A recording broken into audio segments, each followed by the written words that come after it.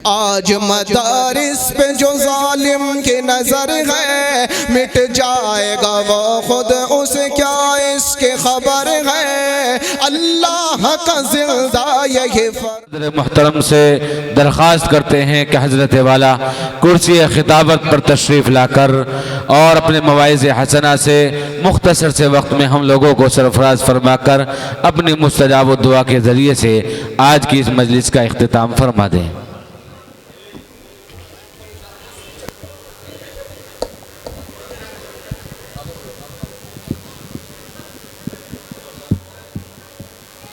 Tight कर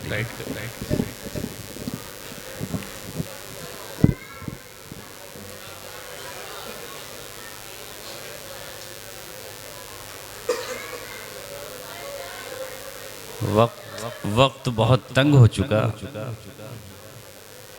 अगर नमाज असर का वक्त ना होता तो कुछ दिल की बातें भी आपसे कर लेता।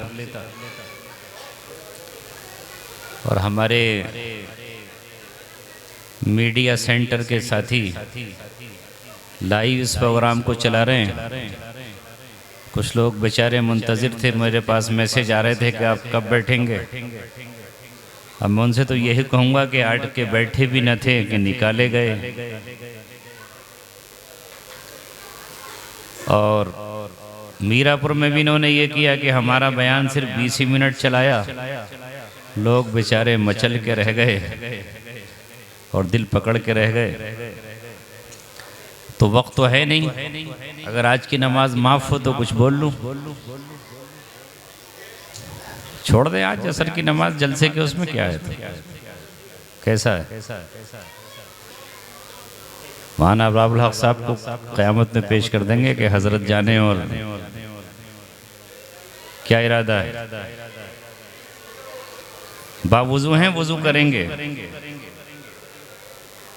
वुज़ू भी करना। अच्छा टूट गया। चलिए लंबी बात नहीं कर रहा। नहमदुहु व नसल्ली अला रसूलिहिल करीम, अम्मा बाद। क़ाल अल्लाहु तबारक व तआला फ़ी किताबिहिल करीम, इन ततवल्लौ यस्तब्दिल कौमन गैरकुम सुम्मा ला यकूनु अम्सालकुम।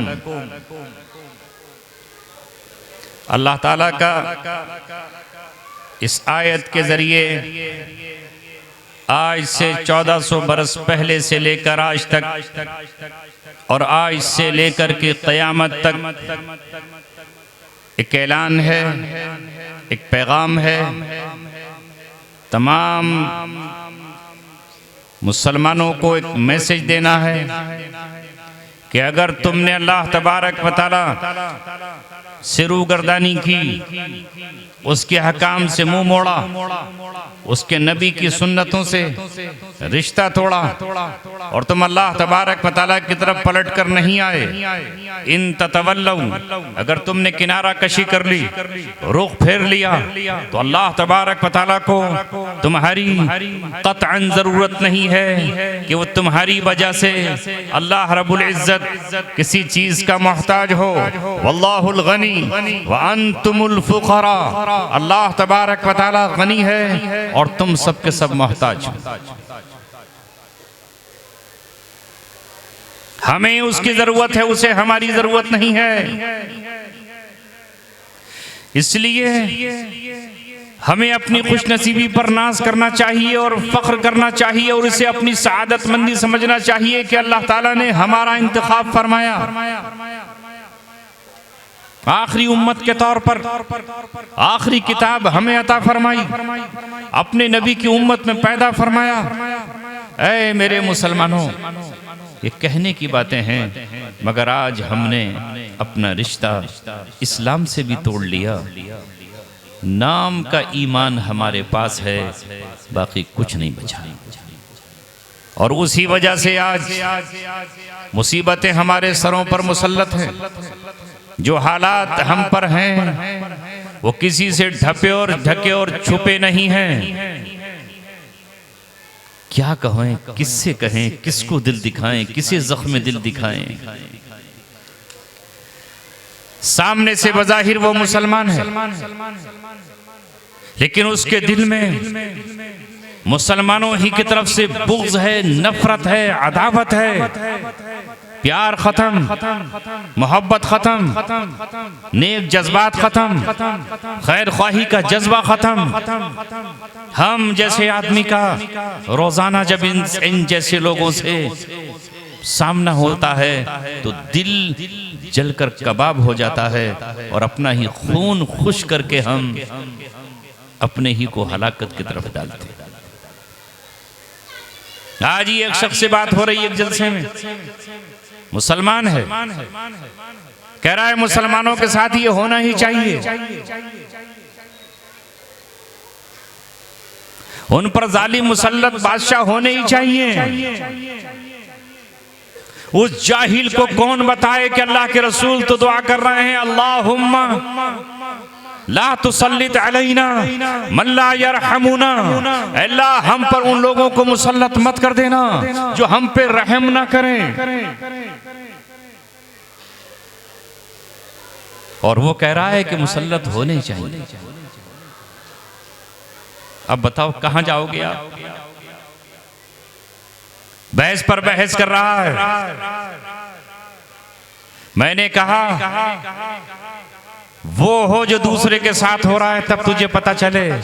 तेरा बेटा मार दिया जाए, उसका सीना छलनी कर दिया जाए, उसकी लाश तेरे सामने पड़ी हो तो तुझे एहसास होगा। माथा ठिनक गया। मैंने कहा मैं तुझसे डरने वाला नहीं हूं, तेरे दस्तरखान पर नहीं हूं, तू इसका चचा होगा जिसने बुलाया है। हो हमें हक बात कहनी है। जालिम और जाबिर बादशाह के सामने तेरी तो औकात क्या है, तेरी हैसियत क्या है, तू किस खेत का टटपुंजिया है, तू है कौन? कहता है लोग हराम खा रहे हैं, और मैंने तू जो हराम कर रहा है तुझे एहसास है?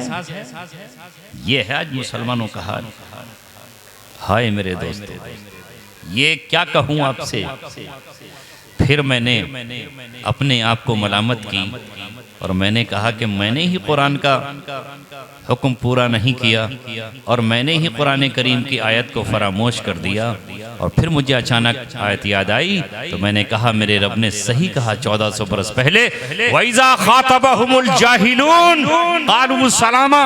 जब जाहिल तुमसे बात करे तो उससे बात करने की जरूरत नहीं है, उसे समझाने की जरूरत नहीं है, उससे कहो सलाम, तेरा रास्ता अलग, मेरा रास्ता अलग।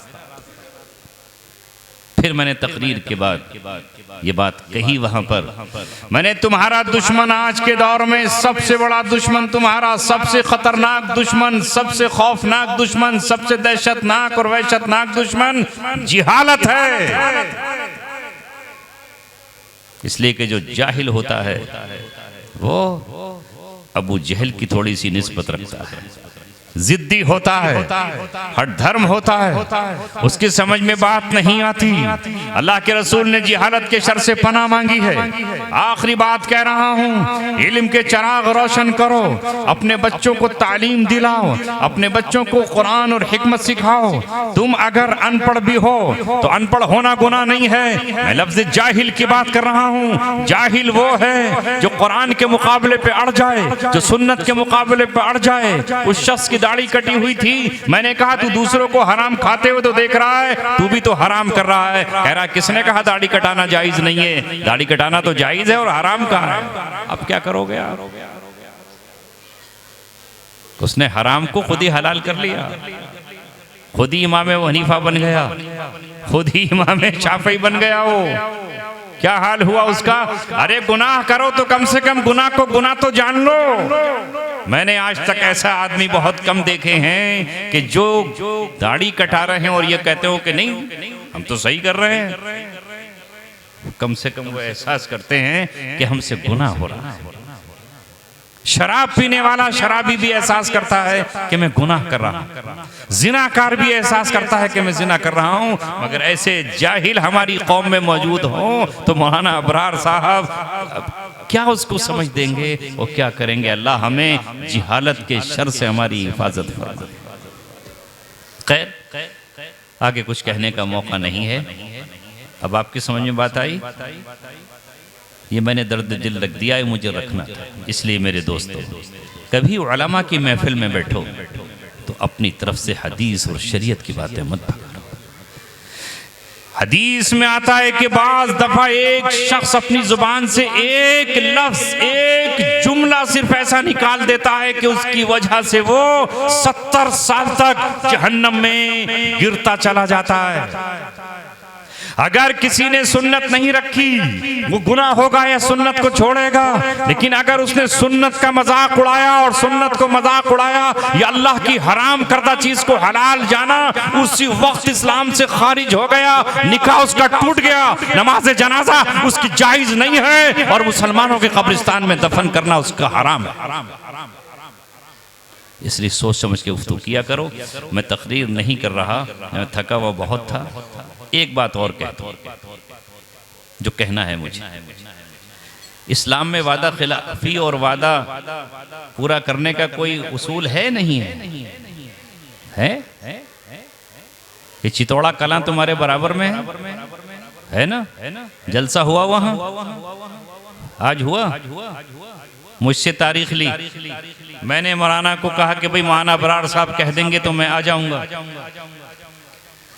और मैंने मौलाना से मना किया था मैं आपके जलसे में नहीं आ पाऊंगा क्योंकि चितौड़ा कला की तारीख। मौलाना कहने लगे आप तखीर मत करना, किसी वक्त भी आप आ जाओ, बच्चों के दस्तार बांधनी है, बच्चों की खुशी है, आप आ जाना बस। मैंने कहा तब तो मैं आपके पास आ जाऊंगा। न जाने कितने लोगों ने वो तारीख मुझसे मांगी और मैंने मना कर दिया कि भाई चितौड़ा कला लिखवा चुका हूँ, चितौड़ा कला का जलसा भी हो गया। तारीख लेने के बाद न फोन है न आज फोन है। मैंने आज फोन किया जो मेरे पास नाम था तो फोन ही नहीं उठाया। ये है हाल उनका जो मदरसा चला रहे हैं, जो जलसा कर रहे हैं, जो लोगों को बुला रहे हैं। कहां से फैलेगी हिदायत? मुझसे कह देते बताना, मैं तो ही नहीं आता, मुझे कौन सा कोई जिद है यार। ये है हाल हमारा मेरे अजीजों। ये दो बातें मुझे याद आई, अब इसको हम क्या करेंगे? दुआ कर लें, अल्लाह ताला हम सबको अमल की तौफीक अता फरमाए। अल्लाहुम्मा सल्ली अला मुहम्मद व अला आलि मुहम्मद कमा सल्लैता अला इब्राहीम व अला आलि इब्राहीम इन्नका हमीदुम मजीद। रब्बना आतिना फिद दुनिया हसनतन व फिल आखिरति हसनतन व क़िना अज़ाबन नार। ऐ अल्लाह, ऐ मेरे मौला, ऐ मेरे खालिक, ऐ इन सारे बंदों के मालिक, ये तेरे मानने वाले, ये तुझे चाहने वाले, तुझसे मोहब्बत करने वाले आज तेरे घर में जमा हो गए। ऐ अल्लाह, ये आज बैठे हैं, इंतज़ार में बैठे हैं। आज मेरी किस्मत में, मेरी नसीब में, मेरी तकदीर में मौलाना अबरार साहब की वजह से दुआ आई है। ऐ अल्लाह, दुआ कराने वाला बहुत गुनाहगार है, बहुत खताकार है, इस लायक नहीं कि ये हाथ तेरे सामने उठा सके, इस काबिल नहीं कि ये अपनी ज़बान तेरे सामने दुआ के लिए खोल सके। अल्लाह, गुनाहगार तेरी बारगाह में इनकी क्या नुमाइंदगी करेगा, इनकी क्या फरियाद तेरे सामने रखेगा। मगर ऐ मौला, इन्होंने मेरा लिबास देखकर, मेरा जाहिर देखकर, मेरा कुर्ता और पजामा देखकर अल्लाह मुझे दुआ के लिए बिठा दिया है। ऐ मौला, मैं इन सब की फरियाद तेरे हुजूर पेश करता हूँ, इनकी फरियादों को सुन ले, इनकी मुरादों को पूरा कर। अल्लाह, इनके बीच बैठकर मैंने भी अपना दामन और झोली फैला दी है। जो इन्हें चाहिए वो मुझे भी चाहिए, जिसकी इन्हें ज़रूरत है मुझे भी ज़रूरत है। अल्लाह, इनको भी माफ़ फरमा दीजिए और मुझे भी माफ़ फरमा। अल्लाह, मैं इन तीन बच्चों का तुझे वास्ता देता हूँ जिन्होंने मौला करीम तेरा कुरान पढ़ा, एक एक लफ्ज़ रटा, एक एक आयत को याद किया। आज अल्लाह ये इंतज़ार में बैठे थे हमारे सर पे कोई पगड़ी बांधे। इनमें से एक बच्चे ने अल्लाह मुझ गुनाहगार को याद किया, मुझ खताकार को याद किया। ऐ मौला करीम, इस बच्चे की इस तड़प, इस आरज़ू, इस तमन्ना, इस कसब को कबूल फरमाते हुए हम सब की दुआओं को कबूल फरमा ले, हम सब की मुरादों को पूरा फरमा दे। अल्लाह, हम सब की हर ज़रूरत पूरी फरमा दे, हम सब की जायज़ आरज़ूएं पूरी फरमा दे, हम में जो बीमार हो सेहत अता फरमा दे। जो कमज़ोर हों क़ुव्वत अता फरमा दे, जो ताकतवर हों अल्लाह उनकी ताकत का सही इस्तेमाल उनको नसीब फरमा दे। अल्लाह लोगों ने तेरी मोहब्बत में अल्लाह एक आलिम की ज़बान पर तेरे इदारे और तेरे दीन के लिए जो रकमें दी हैं अल्लाह इनको ये रकम इनकी वापस लौटा दे। अल्लाह 10 गुना 100 गुना 1000 गुना करके इनको वापस दे दीजिए। ऐ मौला ये मजमा अल्लाह तेरे सामने माबूद माजूरों का है और अल्लाह ऐसे लोग ऐ मौला करीम ऐसे लोग जो तेरे मुसलमानों की तबाही और बर्बादी देखकर हंसते हो मुस्कुराते हो, ऐ मौला करीम हमारा मजाक उड़ाते हो और आइंदा हमारी तबाही के इंतजार करते हो। अल्लाह उन पर तू अपने अजाब को मुसल्लत फरमा। अल्लाह जो उलमा से ज़बान दराजियां करते हो उनकी कमजोरी को देखकर उनसे भिड़ जाते हो, ऐ मौला उनकी ज़बानों को सी दीजिए और उनकी ज़बानों को ऐसा कर दीजिए कि वो किसी आलिम से ज़बान न लड़ा सके। ऐ रब्बे करीम तो अपने कहर का कोड़ा बरसाता है, अपने दुश्मनों पे बरसा दीजिए, मुनाफिकीन पे बरसा दीजिए, मुनाफिकीन को जलील कर दीजिए। ऐसे मुतकब्बिरीन को अल्लाह उनके बेटों के हाथों जलील फरमा दीजिए। इन दुआओं को कबूल फरमा। अल्लाह इस बस्ती के लोग जेलों में बंद हैं, अल्लाह उनकी रिहाई के फैसले फरमा। उनके बेटों की दुआएं उनके हक में कबूल फरमा। अल्लाह उनके अजीज़ों की दुआएं उनके हक में कबूल फरमा। अल्लाह जेल के दरवाजे उनके लिए खोल दीजिए। तूने इंसानों को आज़ाद पैदा किया है, अल्लाह आज़ादी उनको नसीब फरमा। अल्लाह भाई अफजाल हैं उनको रिहाई नसीब फरमा, इकबाल हैं उनको रिहाई अता फरमा। ऐ मौला मुजस्सम है उनको रिहाई नसीब फरमा, जहांगीर है उनको रिहाई नसीब फरमा, नदीम है उनको रिहाई नसीब फरमा। ऐ मौला करीम फुरकान है उनको भी रिहाई नसीब फरमा। अल्लाह ये साथ के साथ जो लोग हैं हर दिन उनको ये आस होती होगी कि हम अपने घर कब जाएंगे। ऐ मौला करीम तेरे लिए कुछ मुश्किल नहीं है। ऐ रब्बे करीम अगर उनसे कोई गुनाह सरजद हुआ है उस गुनाह को माफ फरमा दीजिए। उनकी आप बच्चों के सदक़े में है अल्लाह उनको छुड़वा दीजिए।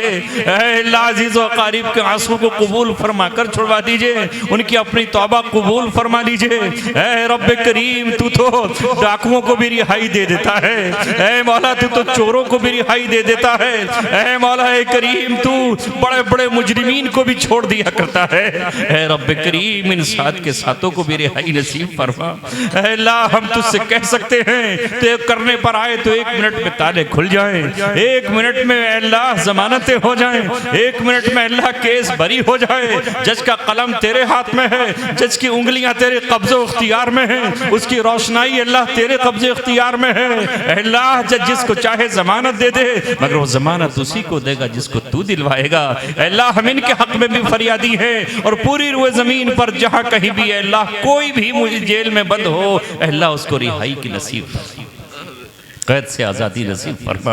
हजरत यूसुफ भी कैद से आज़ाद होना चाहते थे, हालांकि वो तो नबी थे, फिर भी अल्लाह वो रिहाई चाहते थे और उनकी दुआ को तूने कबूल फरमाया, उनको रिहाई नसीब फरमाई। ऐ मौला तूने इंसानों को और जिन्नातों को और तूने परिंदों को चरिंदों को आज़ाद पैदा किया है, तो अल्लाह दुनिया की हर जेल से कैदियों की रिहाई के फैसले फरमा, बेगुनाह कैदियों की रिहाई के फैसले फरमा। और जिन्होंने जुर्म कर भी लिए हैं तो मौला उनके जुर्मों की अल्लाह सजा जेल ही को काफ़ी बना दीजिए। उन्हें तौबा की तौफीक अता फरमाइए, उनके मद्दे मुकाबिल के दिलों में रहम पैदा फरमा दीजिए, माफ़ी का जज्बा उनके दिलों में पैदा फरमा दीजिए। ऐ रब्बे करीम हमारी दुआओं को कबूल फरमा। अल्लाह ऐ मौला ऐ रब्बे करीम हमारे बच्चों को जो ज़रूरत है वो उनको नसीब फरमा दीजिए।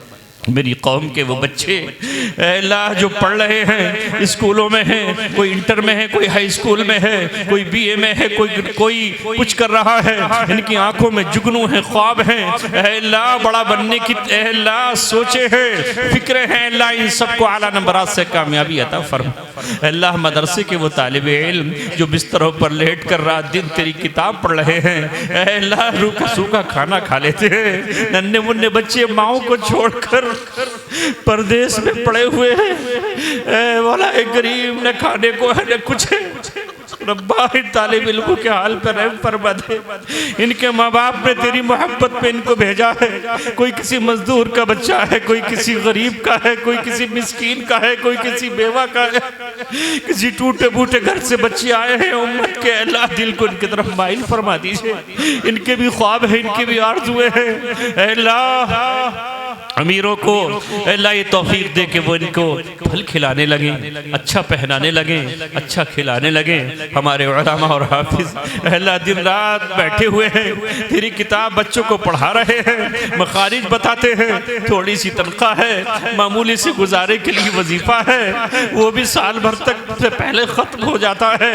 अल्लाह इनके हाल पर रहम फरमा, हम अगर तेरे हैं तो हमारी मदद फरमा, तू हमारा है तो हमारी नुसरत फरमा।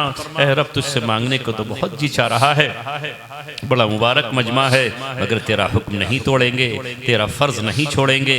ऐ अल्लाह बस आखिरी बात कहकर कि अब तक हमने जो दुआ ये मांगी इनको भी कबूल फरमा, पिछले इज्तिमा की दुआएं कबूल फरमा, बचपन से लेके आज तक जो भी दुआ हमने ऐ अल्लाह मांगी है और हमारे हक़ में जिन लोगों ने दुआएं मांगी हैं वो सब कबूल फरमा लीजिए। और आखिर में ऐ अल्लाह हम सबको ऐ अल्लाह झोली भर के घर वापस भेज दीजिए, खाली हाथ खाली झोली वापस ना लौटाइए। वो सब कुछ दे दीजिए जिसकी दुनिया में चाहत है, वो सब कुछ दे दीजिए जिसकी आखिरत में ज़रूरत है। इन दुआओं को इस मजमे की बरकत से कबूल फरमा ले, अपनी अताओं से कबूल फरमा। सुब्हान रब्बिक रब्बिल इज़्ज़ति अम्मा यसिफून व सलामुन अलल मुरसलीन।